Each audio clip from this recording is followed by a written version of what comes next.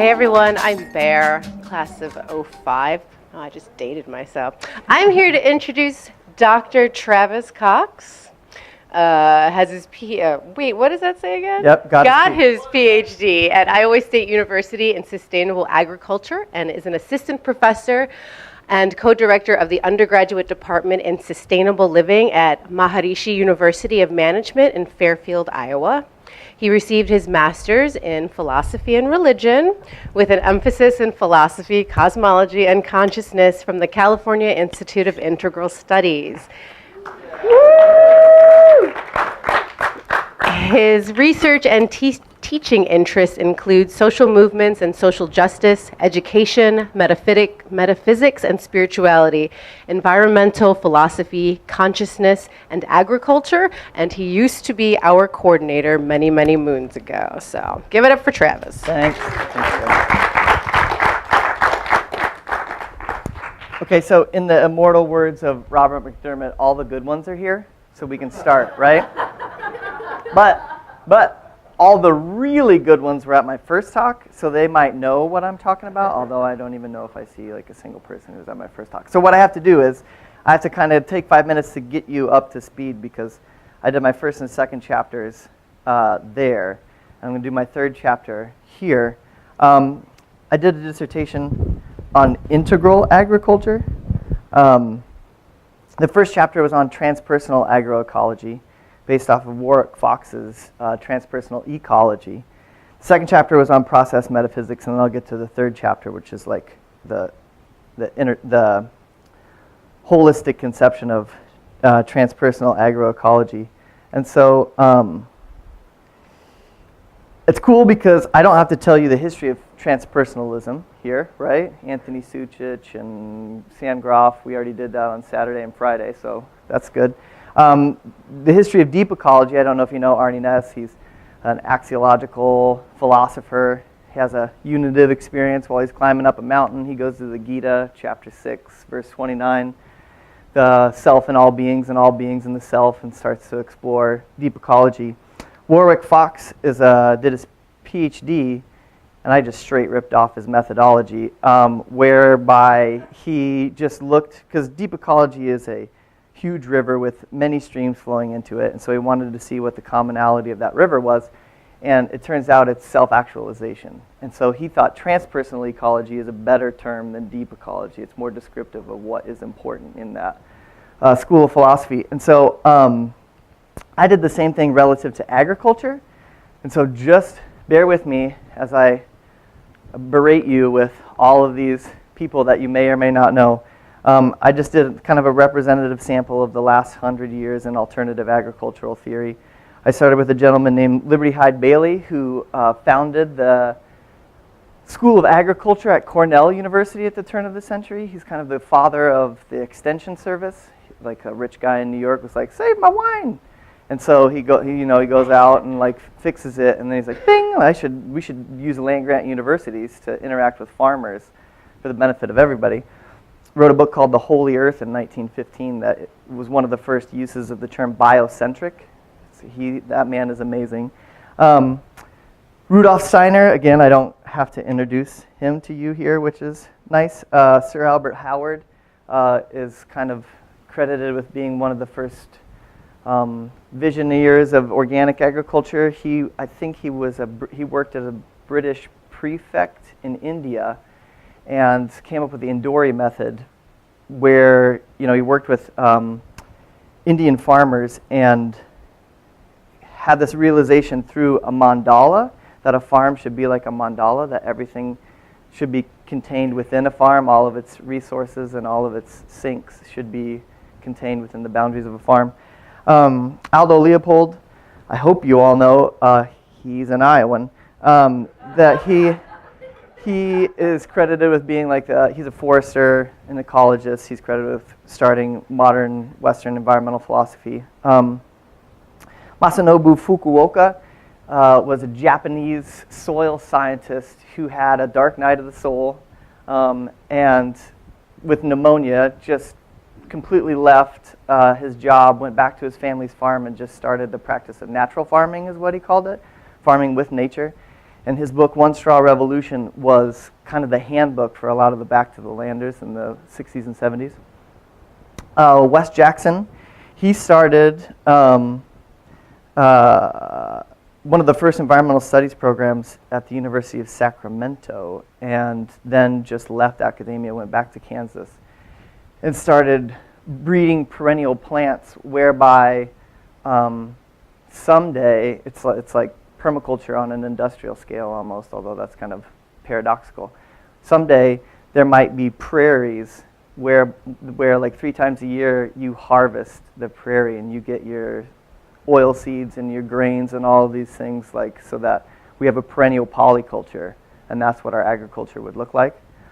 And then Wendell Berry, farmer from Kentucky, man of letters, one of the coolest people on earth. So what, my first chapter on transpersonal agroecology, transpersonal econ, you got to watch time because I got to get there, but I did start 7 minutes late. What you have to do is, transpersonal ecology, he said, look, there's oppositions and subscriptions. Like, the opposition in transpersonal ecology is they're opposed to issuing immoral oughts. We're not going to tell you what to do. It needs to be an experience that you want to have on your own, right? And then the subscription is identification, processes of identification with the more than human world, personal, cosmological, ontological. So I did that, and essentially, like, I studied the mindset of the farmer, the role that these theorists who came up with actual agricultural practices, the role that they said for the mindset of the farmer. That's my first chapter, right? My third chapter, I read about 13 meta-agricultural theorists. They approached either sustainable or industrial agriculture from ideological or cultural, historical, or worldview perspectives. And so I came up with this list of, like, philosophical and ideological aspects of industrial agriculture, and it's, you know, the cast of characters that we're all familiar with. I could have just read Rick's book and had the same thing, right? Where mechanism, scientism, consumerism, techno-fetishism, alienation, anthropocentrism, economism, reductionism, it's the usual suspects, right? But they're implicit in industrial agriculture. But then what they usually do, all these theorists, they'll say, like, here's the bad worldview, and then they offer up, like, an alternative worldview.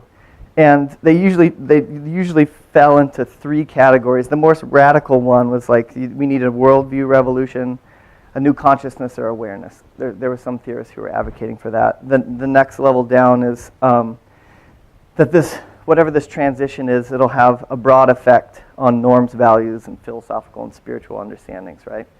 And then the last one is like, well, we're just going to go through this ecological paradigm shift, right? We're going to just take ecology and figure it out, and then we'll be okay.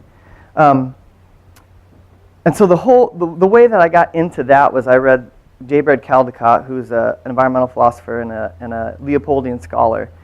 And he wrote an article in 1990 called The Metaphysical Transition in Farming, from the Newtonian mechanistic to the Eltonian ecological. And to me, it was like, well, I'll just respond to that article. That's easy. It's just scientistic. It's like, oh, here's this really constricted sense of science. We're just going to make it bigger. But it's still science. It's going to solve everything, right? So, that would be easy. So I started reading more of his thinking to be able to situate myself.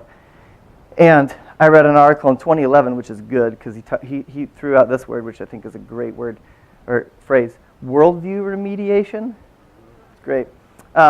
He thinks Aldo Leopold was consciously attempting worldview remediation in Sand County Almanac, right? And so then when I got to the end of that article, he says, look, Aldo does a really good job of marrying spirituality and sustainability.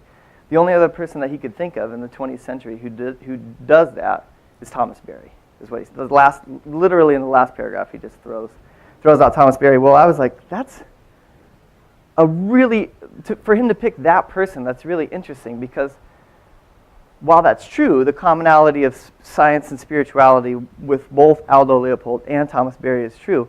There's a further commonality that I feel like is more important, and that's this, that let me read you a quotation from page 4 of the great work. And if Drew were here, he could do it in a Thomas Berry voice, which would be it would be much better than I could do. So I'll do it. No, I was going to do it in a Drew voice then, but I won't. Like in reality. So Thomas says, in reality, there is a single integral community of the earth that includes all its component members, whether human or other than human. In this community, every being has its own role to fulfill, its own dignity, its inner spontaneity. Every being has its own voice. Every being declares itself to the entire universe. Every being enters into communion with other beings. This capacity for relatedness, for presence to other beings, for spontaneity and action is a capacity possessed by every mode of being throughout the entire universe, right? The universe is a communion of subjects, not a collection of objects, right? Well, here's the crazy thing about Aldo Leopold. And again, the reason it's crazy to me is I had to read Aldo Leopold 5 times in the first 3 semesters that I was at Iowa State University.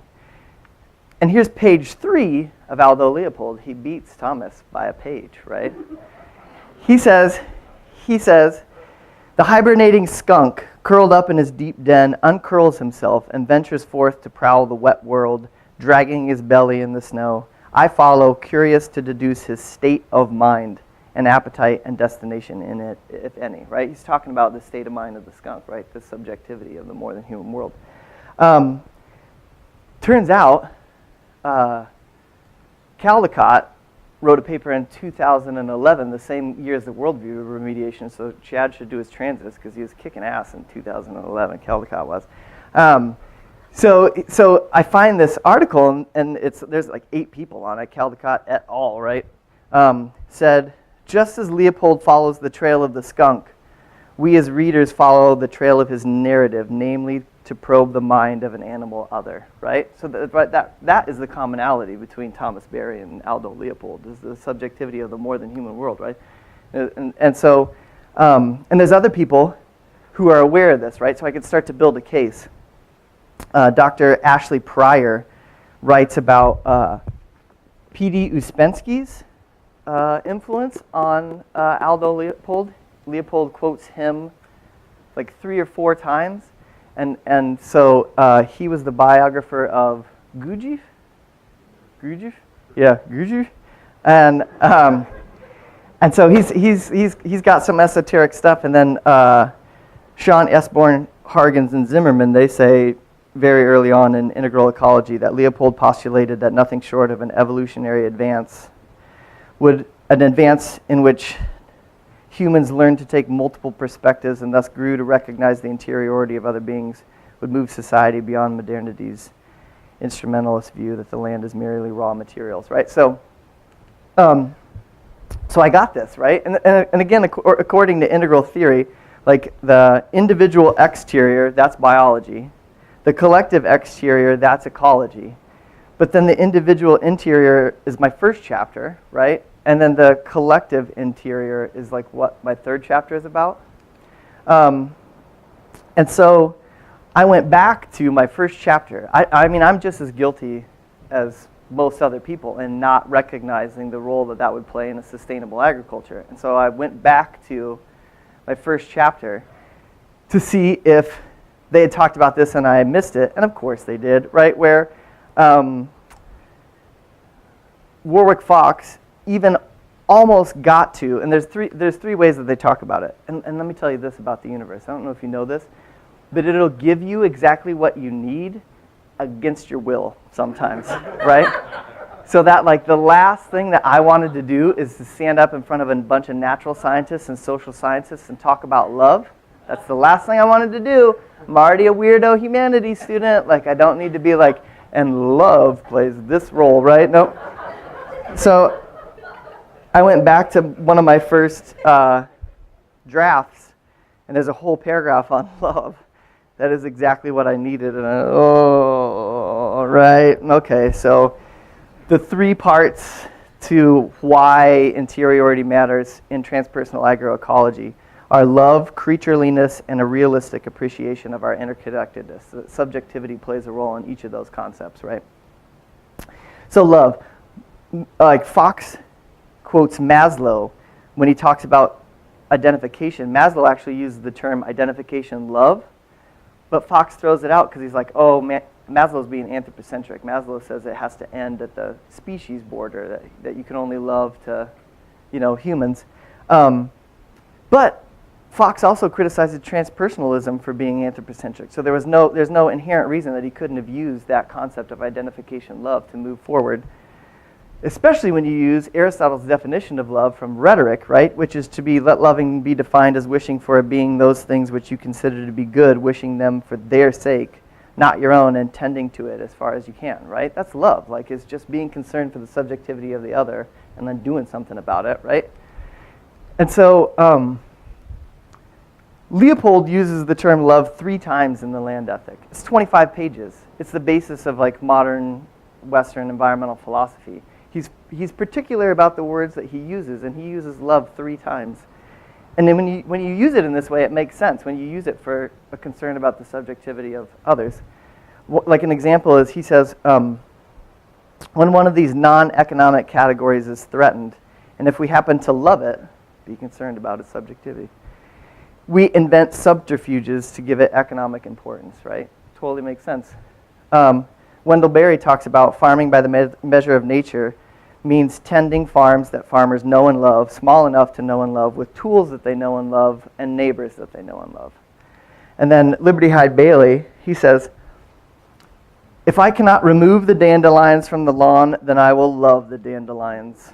He says, where once were weeds are now golden coins, bees reveling in color, and the spring sunshine kissing the blossoms with lips of dew, right? It's great. The second way, and all of these together make the case. The second way is creatureliness. Like in most of these theorists, particularly Wendell Berry, Aldo Leopold, and Liberty Hyde Bailey, they talk about creatures, and we are but one creature amongst many creatures. Again, giving subjectivity to us, but then giving subjectivity to everything else. So like Wendell Berry says, we are working well when we use ourselves as the fellow creatures of the plants, animals, materials, and other people that we're working with. Leopold says, humans are only fellow voyagers with other creatures in the odyssey of evolution. This new knowledge should have given us, by this time, a sense of kinship with fellow creatures. And then Bailey says, man finds himself upon the earth with many other creatures, all parts in some system, which, since it's beyond man and superior to him, is divine. And then the last one, just really quick, I put this concept of realistic appreciation into the mindset of the farmer. Like, so the mindset of the farmer is, if you have a realistic appreciation of the ways that you're interconnected with the farm, you're going to have a better farm, was my hypothesis, right? But then if you have a realistic appreciation of the subjectivity of the beings on the farm, you're going to have an even more realistic appreciation of the way that you're interconnected, right? And so between those three things, it's like I feel like there was an awareness in those original theorists for the subjectivity of the more than human world. But then the question, and then I'll skip this. I can talk about it somewhere else if you'd like. They all also have a concept of the sacred, that is the bridge between why subjectivity is important and how you actually enact it, and it's a sacred way of being in the world. But the actual how, I think, is really interesting. And again, I draw a lot from biodynamics because it's in terms of being holistic. It covers the 4 quadrants well, right? And the how is twofold. One is they have a concept of sensitivity. They talk about developing a sensitivity. They don't ever define it. But to me, it makes sense to think about the sensitivity of the more than human world and its subjectivity. You need to be sensitive to what that being needs to love it, right? So Bailey talks about sensitiveness to life as the highest product of education. Wendell Berry says, kindly use, by which he meant treating every field with the consideration deserving of its uniqueness, depends on intimate knowledge and the most sensitive responsiveness.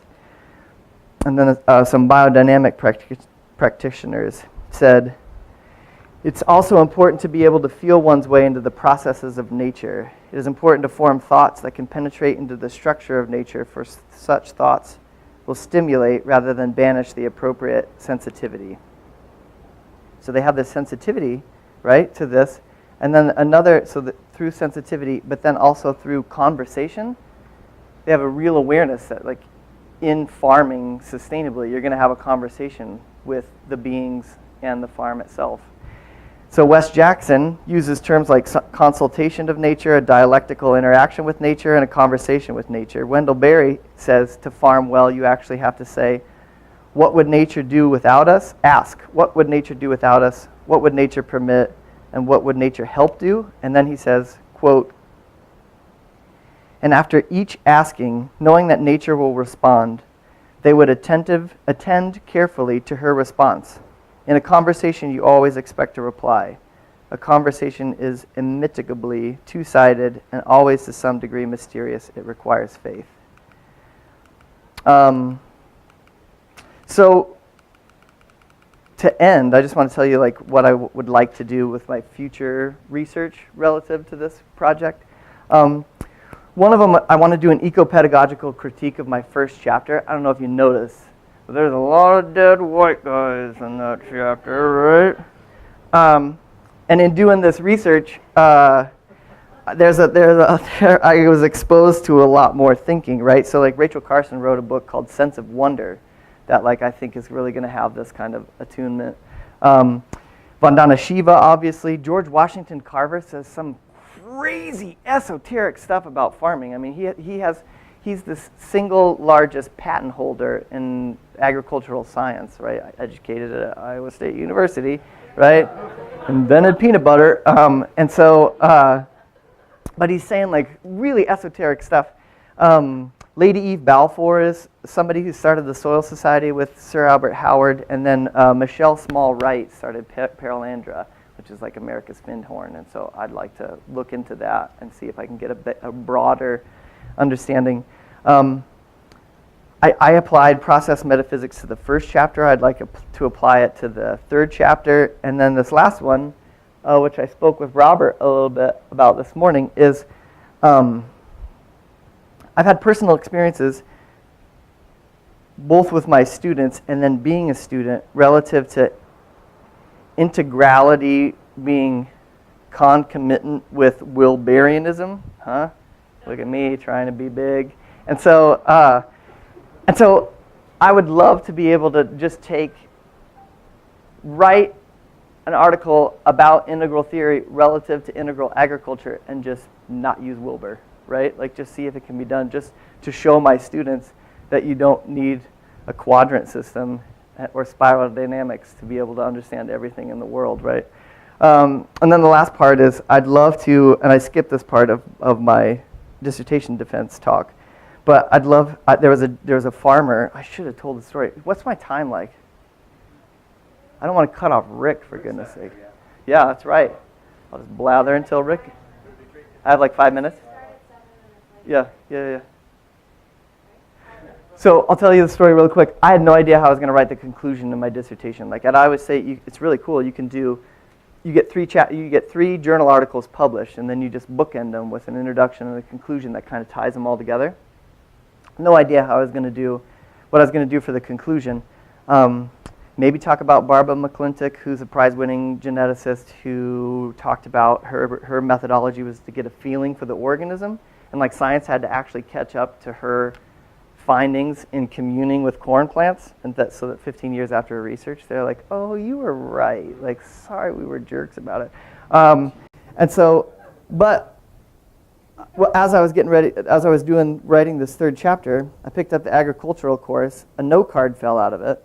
I took the first organic agriculture class at Iowa State University, and there was a farmer named Vic Madsen who presented, and I don't really remember what he said, but I remember him talking about farming almost as a spiritual practice.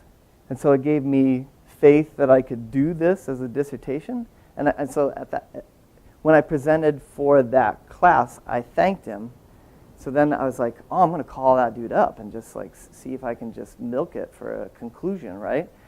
And so I called him up and just was like, I don't remember what you said, but I imagine you got a shtick. So can you just go through it over the phone with me? I'll ask you some questions and stuff. And like most of my theories matched up one-to-one with like his experience in farming. So I would love to get a grant there's an organization called Practical Farmers of Iowa and Leopold Center. I'd love to get a grant to just go around and interview farmers so that this isn't just hippie BS, that it's like real. And by BS, I mean belief system. It's my hippie belief system. And so, I mean, to the point, honestly, and I say that to the point, and I say this every time I talk about it, like when I was going to do a master's thesis, I got super excited about personal cosmology. I'm going to take Jung and Campbell, and I'm going to marry it with like Charlene and Brian, and like everybody gets to co-create their like place in the universe. And I said it to Robert, and Robert just said, yeah, that'll be great as long as it's not some twerp's fantasy, right? Which is our relationship. It's awesome. I loved it. I internalized it in a way where I was like, all right, I am a twerp. This is my fantasy, and so like I gotta get serious about it. And so it's driven me to this point, to the point where when I saw Brian and I showed him this, which is the Journal of Transpersonal Psychology, and there's Travis Cox, right? I got published, Dr. Travis Cox. I got published in it, and I was like, look at that, and he's oh, this is great, Travis. Oh, this is so, that's so great, and I was like, I know, but like. But it's even greater because like I'm a jackass, and then I did this, like I got this published, and he said, "No, Travis, you're just multidimensional," which is great because it's such a backhanded comment because it's like he didn't negate the jackass part. He's just like, you're so much more than just a jackass. So I went from a twerp's fantasy to being multidimensional. That's what I'm saying. Thanks.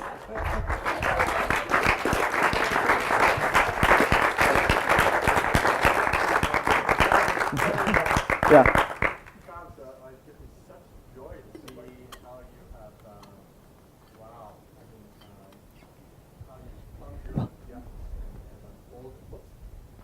It gives me such joy to see how you have, how you plumbed your own depths and unfolded. Gives me such joy to see how you've plumbed your own depths and unfolded in such beautiful, creative ways and integrate.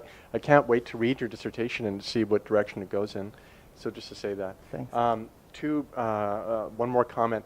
For the integral thing, you will be interested in the book that Sam, Mickey, Adam, Robert, and I have finished co-editing, be coming out with SUNY Press, called Integral Ecologies, in the plural. Nice. Nature, culture, and knowledge for the planetary era. Great. It has several suggestions for a non-Wilberian right. approaches to integral ecology. Great. So look out for that. But okay. I can send you the manuscript if you like. One question. What about, from your research, where's the political, is there a political... Oh, yeah, right. I mean, Travis, the revolution. I've still got a picture of you and I at whatever that bar is. Judy's? No. Anyway. In Zeitgeist? Zeitgeist. Yeah. With you, and it's on my Facebook page, says Travis plotting revolution. So can you say anything about where you want to go with that? Yeah. I mean, Wendell definitely has a political sensibility that I appreciate. There's not a lot of that. Like I did it. It's not going to come out of this. It's not just like the theorists that I pick. It's not going to come from there. But one of the papers that I did for, I think it was Pedagogies of Dissent. I took a education PhD class with a critical theorist, and I did the history of the Farm Bureau. So you guys might not know what the Farm Bureau is, but they're huge in industrial agricultural politics, right? And farmers immediately identify with them. And if you don't know anything about farming, you would just assume that they're a farming organization. Turn out they're an insurance organization, right? Turns out they were founded because, believe it or not, North Dakota was a socialist state around the turn of the century, that they had a unicameral legislature, which was socialist, and they had a government, which was socialist. And they were building socialist infrastructure, so government-owned railroads, like government-owned cooperatives. And then all of these East Coast businessmen were like, woo!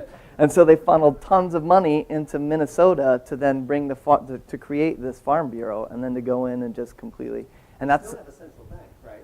North Dakota still has their own really bank. maybe. I haven't been there. It's not so socialist anymore, so I tend not to go. And they're fracking the hell out of it right now. See, and that would mean something different 10 years ago if I would have said they're fracking the hell out of it. It was like me not trying to curse as opposed to like it being a devastating environmental problem right now.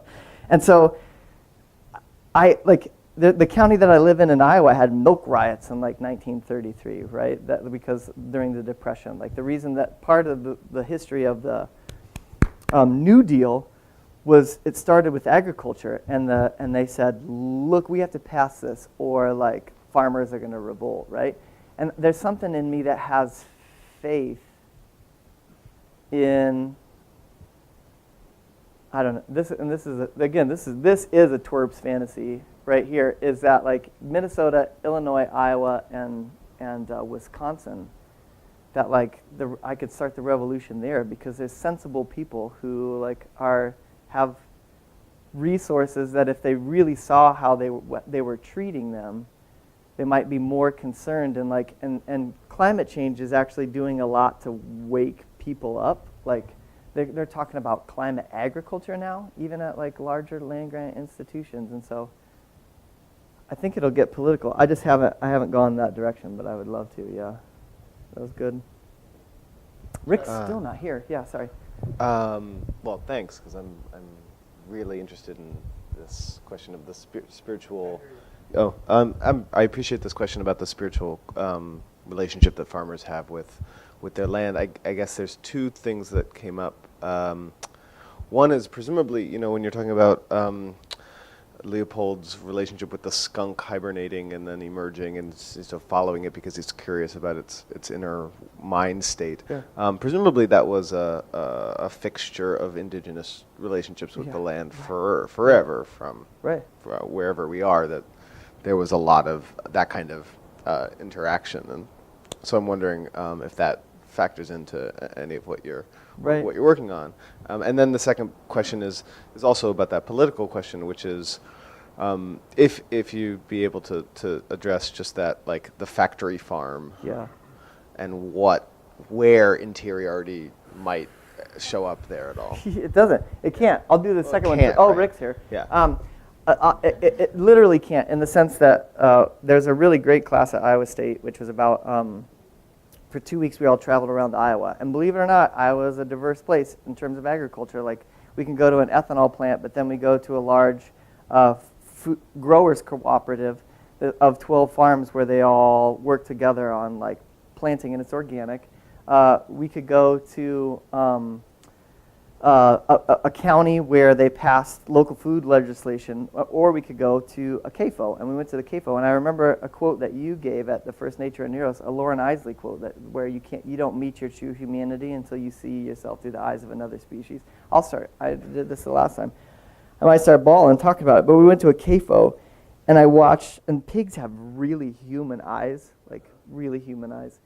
And I watched, like, all these people are standing around in, like, a building filled with, like, 7,000 hogs. And I just watched a hog try to get out, like, and it was smart enough to be like, there's the pin, like, I'm trying to knock it. And the gate, the pin, like, the whole time. And I just, like, and they're talking about units of production, right? That you can't relate to them as beings if you're going to do the things that you do to them. So it's non-existent in factory farming. And then the first question, the indigenous perspectives. There's a book, I forget who the author is, but it's called Sacred Ecologies. And it's like an ecologist who, like, I think there are actually case studies in that book of like, here's how an ecologist would approach this problem, and here's how indigenous people might approach this problem. And then, like, holy cow, look at how verified it is. And so I'd love to get into that. I mean, in terms of permaculture, which I didn't do in my research, but, you go to Costa Rica, Doug Bullock is big permaculture guy on the West Coast, and he comes out to Fairfield quite a bit, and he was talking about going to Costa Rica, and it took him, I don't know how many times to walk through the forest before he recognized that it was just a permaculture garden that has existed for hundreds, if not thousands of years, right? So there's that level of interaction that's like, beyond my understanding as like a Midwestern monoculturalist. So yeah, Rick's here. Woo!